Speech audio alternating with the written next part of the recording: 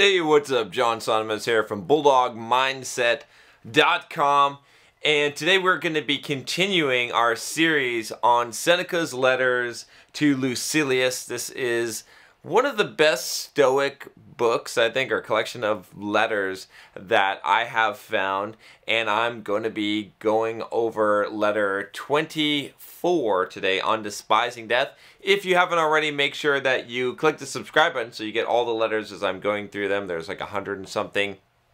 And if you want to start over from the beginning, you can go ahead and click the card here and check out the beginning of the series. You can see all the letters. Right now we are on, like I said, letter, what is this, 24. So let's break into this one here. So first of all, he says, number one, you write me that you are anxious about the result of a lawsuit with which an angry opponent is threatening you, and you expect me to advise you to picture to yourself a happier issue and to rest in the allurement of hope.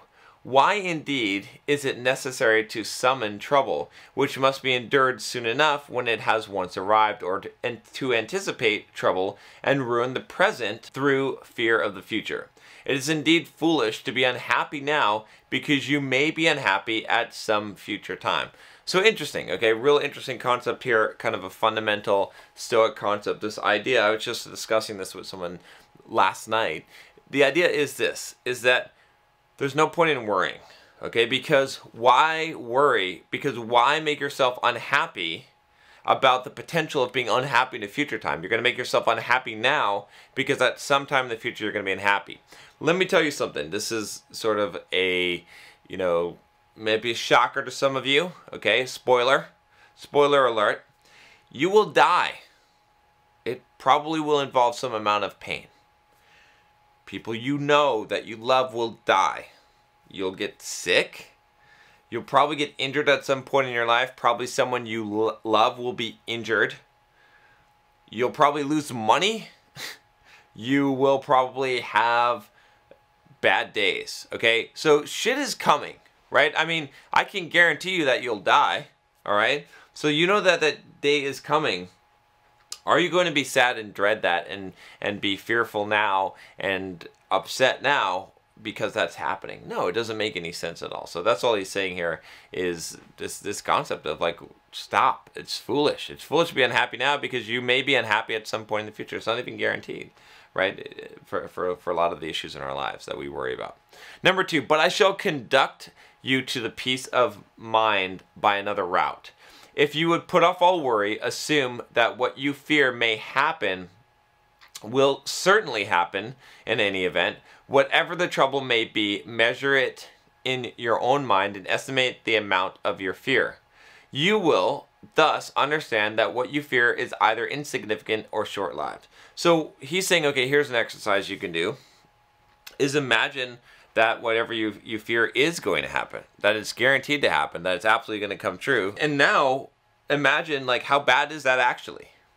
Most of the time what we actually fear, if it were guaranteed to happen, it's not that bad, right? I mean, I've had, you know, I'll give you some examples. I've had problems with my properties, with some of my rental properties sometimes. It's like, what if the roof collapses, or there's like water damage, or there's something? It's like, okay, let's say that the roof needs to be replaced on this property. It's like $7,000. It's not the end of the world. I'm just going to assume that's going to happen, right? It's not a big deal. Like, you know what I mean? Like, there's a lot of things where you can just come up with the reason, you know, say it's already going to happen, and then you can deal with it. And he's saying here that basically most of the things that you're fearing, they're insignificant or they're short-lived. Like, you'll get over it and you'll be fine, and then you'll move on. Number three, and thus understand that what you fear is either, and you need not spend a long time in gathering illustrations which will strengthen you. Every epoch has produced them. Let your thoughts travel into any era of Roman or foreign history, and there will be thronged before you notable examples of high achievement or of high endeavor. If you lose this case, can anything more severe happen to you than being sent into exile or led to prison? Is there a worse fate that any man may fear than being burned or being killed? Name such penalties one by one, and mention the men who have scorned them. One does not need to hunt for them. It is simply a matter of selection. So he's saying, whatever happens with this stupid court case that you're doing, I mean, you're probably just going to be put in prison or exiled at the worst case. Maybe you'll get burned or killed, but throughout history, in Roman history, there's plenty of people who have endured all those things, and you know, I mean, some of them are fine, some of them are burned, obviously. But he's saying that people have done it. It's happened, right? So you can see examples of that, and of people who did great things, and you can sort of have some comfort in this, right? Like, it's not, for the most part, it's not the end of the world, unless I guess you're being burned or killed. But he's saying you're not going to be burned or killed. You're going to be, the worst case, exiled or put into prison, which again might be a severe penalty, but at the same time, it's can you accept that? Can you? And that's the thing, is like, it's more about, can you accept that, and then everything is gravy from there. If you can accept that, if you can say, okay, I'm gonna be, the worst thing is going to happen, can I live with that? And you say yes. Now everything is an upgrade from there, that what actually does happen. 4. Sentence of conviction was borne by Rutilius, as if the injustice of the decision were the only thing which annoyed him. Exile was endured by Metellus with courage, by Rutilius even with gladness, for the former consented to come back only because his country called him. The latter refused to return when Sulla summoned him, and nobody in those days said no to Sulla. Socrates in prison discoursed and declined to flee when certain persons gave him the opportunity. He remained there in order to free mankind from the fear of two most grievous things, death and imprisonment. So he's saying a lot of great people, they went through it. They went through exile.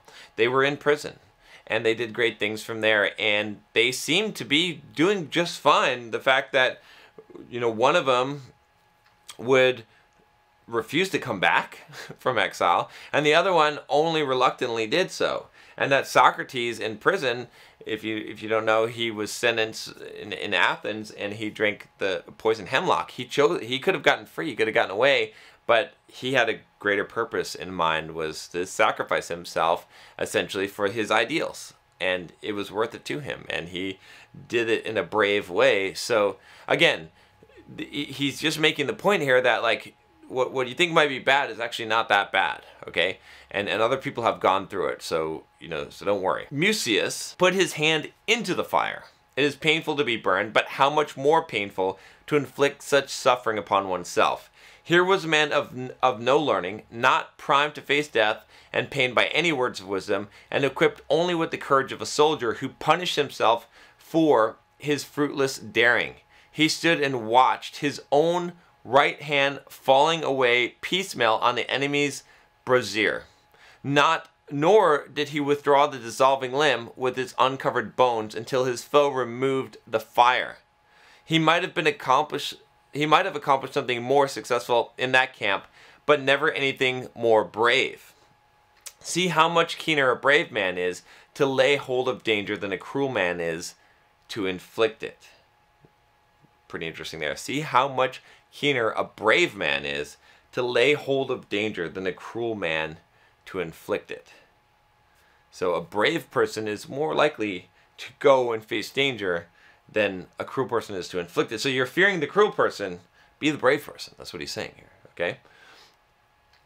Porsenna was more ready to pardon Mucius for wishing to slay him than Mucius to pardon himself for failing to slay Porsenna. So this is a Roman story. I don't remember the full details, but essentially this dude stuck his hand in the fire because he had failed in his mission to slay, to win, right? And there's a whole story behind it. You can look it up. But anyway, he's making the point here that, you know, that his enemy Porsenna was more ready to pardon him, to pardon him for wishing to slay him than Mucius to pardon himself for not doing it, right? This is kind of crazy, right, when you think about this, but this is the mindset. This is that Bulldog mindset. This is that Stoic mindset. This is what he's talking about here, is this idea of you're a champion, you're a conqueror. Like, don't fear this stuff. Like, don't fear death. Don't fear these things. Like, this is greatness, right? I mean, this guy stuck his hand in the fire for his point. Like, he inflicted the pain upon himself. Okay, yet you're fearing stuff that may or may not happen. 6. Oh, say you. Those stories have been droned to death in all the schools. Pretty soon, when you reach the topic on despising death, you'll be telling me about Cato. But why should I not tell you about Cato? How he read Plato's books on that last glorious night with a sword laid at his pillow. He had provided these 2 requisites for his last moments. The first, that he might have the will to die, and the second, that he might have the means. So he put his affairs in order, as well as one could put in order that which was ruined in his near end, and thought that he ought to see to it that no one should have the power to slay or the good fortune to save Cato. So he took his life within his own hands, is what he's saying. He put everything in order. He got his sword. He wanted to have the power to take his own life, not to be slayed by someone else, and not to have anyone preventing him from doing so. Number 7, drawing the sword, which he had kept unstained from all bloodshed against the final day, he cried, "Fortune, you have accomplished nothing by resisting all my endeavors. I have fought till now for my country's freedom and not for my own. I did not strive so doggedly to be free, but only to live among the free. Now, since the affairs of mankind are beyond hope, let Cato be withdrawn to safety." So essentially, he killed himself, but he did it on his own terms. He said, if I am not going to live free, and I'm not going to live free in this society, and mankind is doomed to not have freedom, then I choose not to live here. Now, again, you can debate that and say, is it respectable or not? But it is brave. And he did confront death and his fears and face them and made a decision about his life and took control over his life, which is a lot more than most people can say for their lives. Number 8, so saying, he inflicted a mortal wound upon his body. After the physicians had bound it up, Cato had less blood and less strength, but no less courage.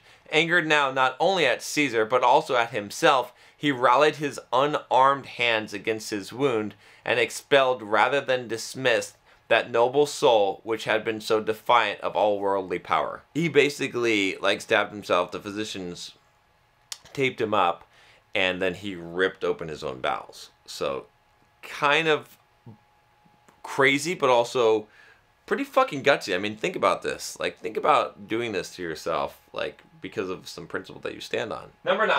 I am not now heaping up these illustrations for the purpose of exercising my wit, but for the purpose of encouraging you to face that which is thought to be most terrible. And I shall encourage you all the more easily by showing that not only resolute men have despised that moment when the soul breathed its last, but that certain persons who were craven in other respects have equaled in this regard the courage of the bravest.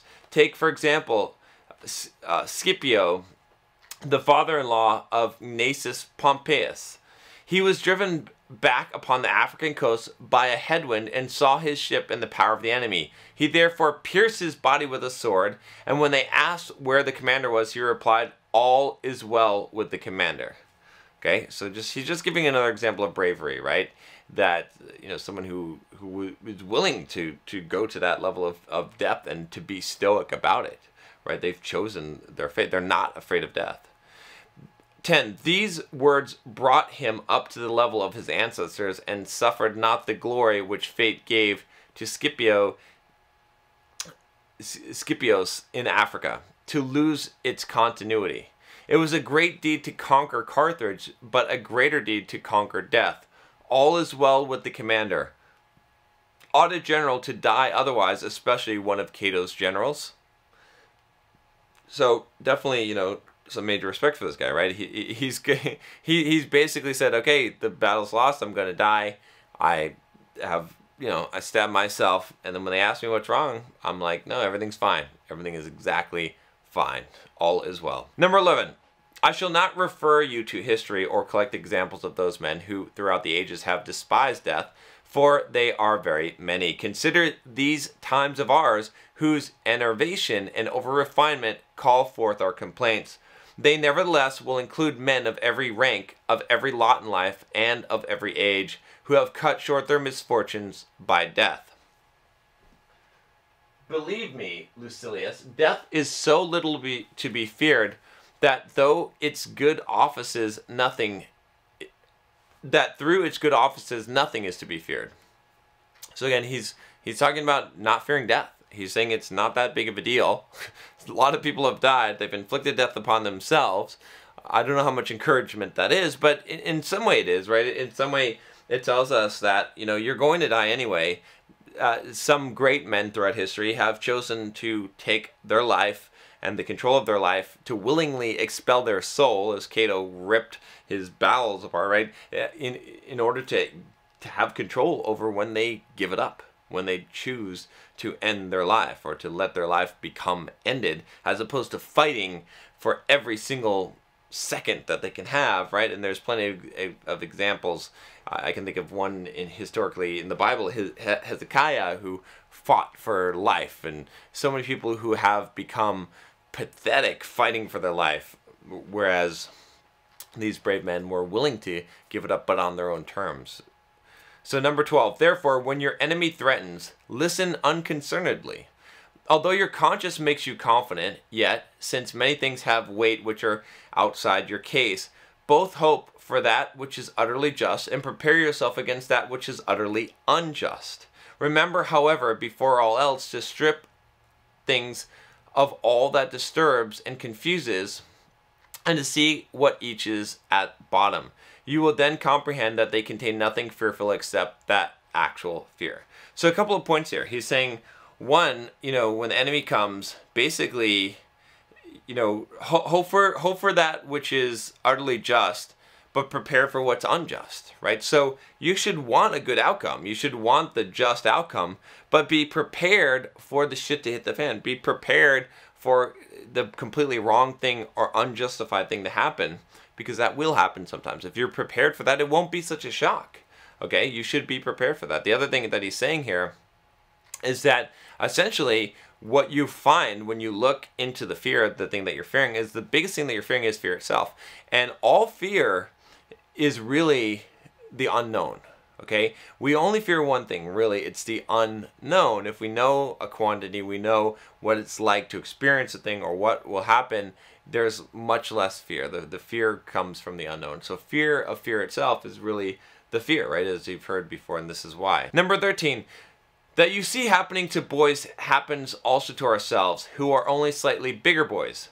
When those whom they love, with whom they daily associate, with whom they play, appear with masks on, the boys are frightened out of their wits. We should strip the mask, not only from men, but from things, and restore to each object its own aspect. So what he's talking about here is he's basically saying that if your friends dress up in Halloween masks and are scary, you know, as a boy, and you put these masks on, suddenly we fear these things, right? And so we should unmask them, right? We should unmask them, unmask men, unmask the things that we fear. We should face them and see what they actually are. You know, we are afraid of death because it is an unknown. But if we take the mask off of death and we realize that many brave men have died, and they have died by their own hand, that death is something that happens to everyone, that it is coming for you, and that you must face it at some point, and that it's not that bad. I mean, it's the end, but is it that bad, right? Like, that's what he's saying, is like, it must not be, because everyone has to face it. Then we can unmask it, and we can stop fearing it. And so we can stop, again, going back to at the beginning of this whole letter where he said, like, it's foolish to spend your time, like, paying now, having the pain now of something that may happen in the future. You know, we know it's coming in the future, but why suffer now? Why dost thou hold up before my eyes swords, fires, and a throng of executioners raging about thee? Take away all that vain show behind which thou lurkest and scarest fools. Ah, thou art not but death, whom only yesterday a manservant of mine and a maidservant did despise. Why dost thou again unfold and spread before me with all that great display, the whip and the rack? Why are those engines of torture made ready, one for each several member of the body, and all the other innumerable machines for tearing a man apart piecemeal? Away with all such stuff, which makes us numb with terror, and thou silence the silence the groans, the cries, and the bitter shrieks ground out of the victim as he is torn on the rack. Forsooth, thou art not but pain, scorned by yonder gout-ridden wretch, endured by yonder dyspeptic in the midst of his dainties, borne bravely by the girl in travail.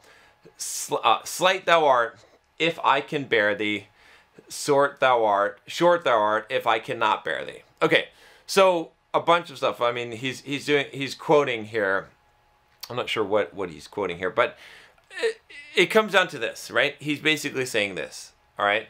This is the whole point here. Like, all this stuff, you can be tortured and ripped apart and all this stuff, but you know what? It's pain, okay? And you know what? The yonder gout-ridden wretch, he's had to endure this pain, okay? The young dyspeptic, right? Some brave girl in her travail, like, people have to endure pain, like not even incredible people, just like everyone has to endure pain, and people have endured and dealt with pain. It's just pain, and at the end of the day, it comes to this, like, you know, if the pain is small, you can bear it, and if you can't, then you'll die. Then it'll be short, right? There's no such thing as a pain that is super long that you can't bear. If you can't bear it, then you won't bear it, and you'll die. If you can bear it, then you'll bear it, and it's not that bad if you can bear it by definition. So that's what he's saying here. Again, this is not to say that being tortured and torn apart on the rack and all this stuff is not scary and miserable, but he's saying, you know, again, why fear this thing? It is what it is. At its core, it is just pain, and everyone has to deal with pain, right? We've made it. It's such a bad thing. It's so scary because of what we've made it into, but in reality, it's really just pain. Number 15, ponder these words which you have often heard and often uttered. Moreover, prove by the result whether that which you have heard and uttered is true. For it is a very disgraceful charge often brought against our school, that we deal with words and not with the deeds of philosophy. What have you only at this moment learned, that death is hanging over your head? At this moment, exile. At this moment of grief? You were born to these perils. Let us think of everything that can happen as something which will happen. So he's saying here, like, you're only like, you from the moment you were born, like, death was hanging over you. The threat of exile, of being tortured, of being abused, of being torn apart, like, all these bad things could have happened to you. It's only now that you're thinking about them. Okay, and so why? So why are you now grieving about these things? Why are you now getting upset when you've always had these? You were born to these perils, right? So he's saying, just think of everything that can happen as something that will happen. Think that you will be torn apart from limb to limb, or that you're going to experience these bad things, that bad things are going to happen to you, and then accept them. And then now you can move on. Now you don't have to fear them if you're just assuming that they will happen. We're almost to the end. This is a long one. All right, number 16. But this is one of the best letters, honestly. Like, I know that you have really done what I advise you to do. I now warn you not to drown your soul in these petty anxieties of yours. If you do, the soul will be dulled and will have too little vigor left when the time comes for it to arise. Remove the mind from this case of yours to the case of men in general. Say to yourself that our petty bodies are mortal and frail. Pain can reach them from other sources than from wrong or the might of the stronger. Our pleasures themselves become torments. Banquets bring indigestion. Carousels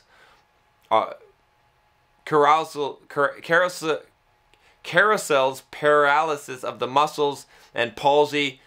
Sensual habits affect the feet, the hands, and every joint of the body. So, okay, some of this is a little bit, whatever, what they thought medical-wise at the time. But he's basically saying this. He's like, it's not just people inflicting pain upon you. It's not just, the bad things that can happen to you. It's the good things. I mean, some of the good things, like eating too much food gives you indigestion, right? Sensual habits can cause you issues, right? There's a lot of pain that can come from what would be good things that you don't dread. So why are you dreading these other things? Like, don't be discriminate in what you dread, right? When these other things that are good will cause you pain as well. Number 17, I may become a poor man. I shall then be one among many. I may be exiled. I shall then regard myself as born in the place to which I shall be sent. They may put me in chains. What then? Am I free from bonds now? Behold, this clogging burden of a body to which nature has fettered me. I shall die, you say. You mean to say, I shall cease to run the risk of sickness. I shall cease to run the risk of imprisonment. I shall cease to run the risk of death. So a few things here, like we can break this down. He's basically saying that whatever happens, okay, if you're exiled, or I may become poor, then I'll be among many, right? There's plenty of poor people, so you can't hurt me with that. Okay, can become exiled. Well, then I'll regard myself as born to that place. There's plenty of people that are born to the place wherever I'd be exiled. I'm lucky to be where I am now, to be in Rome or wherever, you know. They may put me in chains. So what? Am I really free from bonds now? Am I actually a free person right now? You can check out, I've got a video series on being free. We'll see if Rodrigo catches this one and puts the link in there. If not, it's okay. But you can check it out. You can just do a search. But anyway, you know, you're not really free now anyway, right? Okay, so but he's saying, you know what, if you die, you'll not be, you can't get sick anymore. You don't have to, you can't get imprisoned anymore. That's the perspective he's giving you. It's just to say that, like, look, there's, you know, there's things that are going to happen, okay, and you can't control those things in life, and so what? So if it happens, just accept it and then just move on. And you could have been in a worse state anyway. I mean, you could have been born without limbs. You could have been born in a tortured state. Like, you could have died upon birth. Like, there's a lot of things that could have happened. So if something does happen bad, just assume that, pretend like it was already there from the beginning, right? You don't need to see it as a loss. Number 18, I am not so foolish as to go through at this juncture the arguments which Epicurus harps upon and say that the terrors of the world below are idle, that Ixion does not whirl round his wheel, that Sisyphus does not shoulder his stone uphill, and that man's entrails cannot be restored and devoured every day. No one is so childish as to fear Cerberus, or the shadows, or the spectral garb of those who are held together by naught but their unfleshed bones. Death either annihilates us or strips us bare. If we are then released, there remains the better part, after the burden has been withdrawn. If we are annihilated, nothing remains. Good and bad are alike removed. So he's giving some kind of Greek mythological examples here of Sisyphus, who's constantly rolling the boulder up the hill, right? And he's talking about, you know, Cerberus, you know, basically, like, you're not going to fear these things that don't really exist, that are not going to happen. And he's saying here that essentially, you know, what it comes down to is death either annihilates us or strips us bare. So essentially, either you're gone and then it doesn't matter. There's no point, you know, if you're annihilated, there's nothing to worry about. Like, you won't feel it. And if you're stripped bare, then nothing remains, and good and bad are also removed. So either way, whatever happens after death, it's going to, like, it's not going to affect you at that point, right? Like, you're fearing something that you have no control over, and when death does come, then you're either going to cease to exist, or you're going to be, you know, you're going to be stripped of everything. So, you know, which way? It doesn't matter. It doesn't matter what happens. There's no point in fearing this. There's no point in worrying about this or being dreadful of this. 19. Allow me at this point to quote a verse of yours, first suggesting that when you wrote it, you meant it for yourself no less than for others. It is ignoble to say one thing and mean another, and how much more ignoble to write one thing and mean another. I remember one day you were handling the well-known commonplace that we do not suddenly fall on death, but advance towards it by slight degrees. We die every day. So that's, he's talking about what Lucius actually wrote to him, which is a very true statement, that we don't just fall on death, but we're going closer to it every day. Every day you're closer, every minute you're closer to your death. It's true. I am as well. Number 20, for every day a little of our life is taken from us, even when we are growing. Our life is on the wane. We lose our childhood, then our boyhood, and then our youth. Counting even yesterday, all past time is lost time. The very day which we are now spending is shared between ourselves and death. It is not the last drop that empties the water clock, but all that which previously had flowed out. Similarly, the final hour when we cease to exist does not of itself bring death. It is merely of itself completes the death process. We reach death at that moment, but we have been a long time on the way. So that's an interesting way to think about it, right? Is that we're already heading that path that, you know, whatever method we die by, we were on that path, and that time, you know, every time, every day, every second, that gap between where we are and where death is getting smaller. And it's a motivational thing for you to realize that you need to start doing some shit with your life, right? Because you have less time by definition than you had a day ago, and that's guaranteed. You're not getting more time, you're getting less. Number 21, in describing this situation, you said in your customary style, for you're always impressive, but never more pungent than when you're putting the truth in appropriate words. Not single is the death which comes. The death which takes us off is but the last of all. I prefer that you should read your own words rather than my letter, for then it will be clear to you that this death of which we are afraid is the last but not the only death. Let's see what he means here. Number 22. I see what you are looking for. You are asking what I have packed into my letter, what inspiriting saying from some mastermind, what useful precept. So I shall send you something dealing with this very subject which has been under discussion. Epicurus upbraids those who crave as much as those who shrink from death. It is absurd, he says, to run towards death because you are tired of life, when it is your manner of life that has made you run towards death. So some interesting things here. So let's go back, first of all, to that one statement where he said, not a single is the death which comes. The death which takes us off is but the last of all. So again, he's just talking about the process, that it's happening over time, that every day is dying. Okay, in some way you're dying, like a part of you is dying every single day. Okay, so just because he didn't go further into that, but then let's talk about what he said, what Epicurus said here. He said it's absurd to run towards death because you're tired of life, when your manner of life is what made you run towards death. So stop living the life that makes you run towards death, right?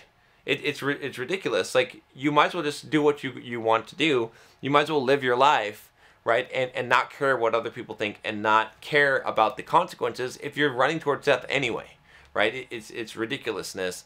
And I've talked about this. I've done some videos on suicide, and this was my main point, was like, at the very least, if you're willing to kill yourself, then at least just like do whatever the fuck you want. Like, live your life however you want and see how that goes, because that would be better, right? You've got a free roll. You might as well take the chance. You might as well see what happens when you do this, and actually remove yourself from the bondage, right? As opposed to staying in bondage and ending your life at the same time, which is just another form of the finality of that bondage. And in another, or 23, and in another passage, what is so absurd as to seek death when it is through fear of death that you have robbed your life of peace? And you may add a third statement of the same stamp. Men are so thoughtless, nay, so mad, that some, through fear of death, force themselves to die. So this is kind of interesting, right? He's basically saying that, like, what makes you miserable in life a lot of times is, and robs your life of peace, is fear of death. And so some people, even through fear of death, force themselves to die. They don't live their life, okay? Which is a tragedy, because they're afraid of the consequences. They're afraid of death, okay? Or they actually kill themselves because they're afraid of death, because they're afraid of failure, because they're afraid of their life being bad and bleak, which is, again, absurd. It's absurd to run towards death because your life is unhappy because you're fearing death, which is a lot of the human condition. Number 24, whichever of these ideas you ponder, you will strengthen your mind for the endurance alike of death and of life.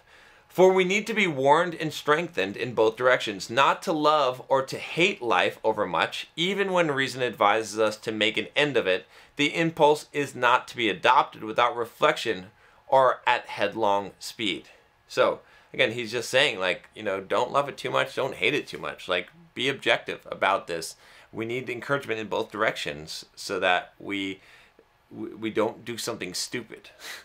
Okay, so many people that kill themselves, they haven't weighed this out. You need to strengthen your mind against this. You need to realize that a lot of your life is your own doing, and that if you're willing to let go of some of the fear that you have of your life, of ruining it, of death, of all these things, like it's so, you know, I've dealt with a lot of kind of suicidal people that email me and whatnot, and one of the saddest things is where you have this kid, we'll say, boy, right?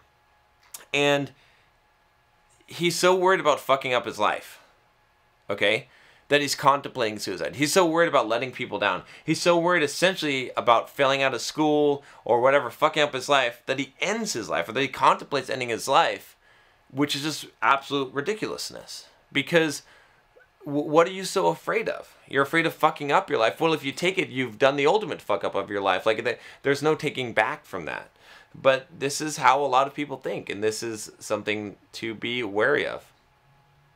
Number 25.